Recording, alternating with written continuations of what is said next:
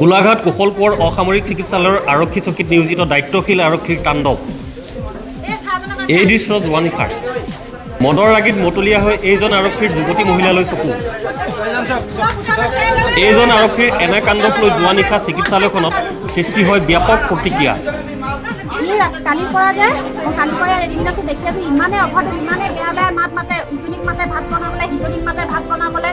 ৰাতি মোৰ লগত কালি বাইদেউ ল'ৰাটো শুইছে, মোৰ লাজ লাগি গৈছে বাইদেউ ল'ৰা শুই ইমানে বেয়া মাত মাতিছে। তাক দিনটো দেখি নাপায়, ৰাতি হ'লে তাক দেখি পায়। তাতে আজি কি কৈছে, মোৰ দাদা আহিছে, তই বোলে কোন হয়? সি কৈছে মোৰ ভণ্টি হয়। চিনি পোৱা নাই, চুৰি ভৰাই দিম পেটত, চুপাৰমেনটোকো চুৰি ভৰাই দিম। সেইবোৰ কথা নেকি? এনেকুৱা পুলিচে ৰাখিব লাগে নেকি? যদি তেওঁ নিজে আমাক যদি তেওঁ অশান্তি কৰে, আমাক বেলেগে অশান্তি কৰে তেওঁ কি চাব? সেইকাৰণে আমাৰ এটাই কথা, তেওঁক যেন কালিৰ পৰা ইয়াত দেখি নাপাওঁ।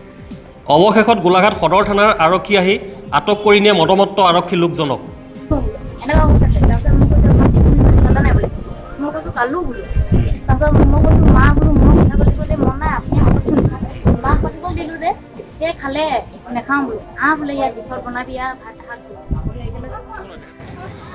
আৰক্ষীয়ে ইতিমধ্যে লোকজনৰ বিৰুদ্ধে বিভাগীয় অনুশাসনমূলক ব্যৱস্থা গ্ৰহণ কৰিছে।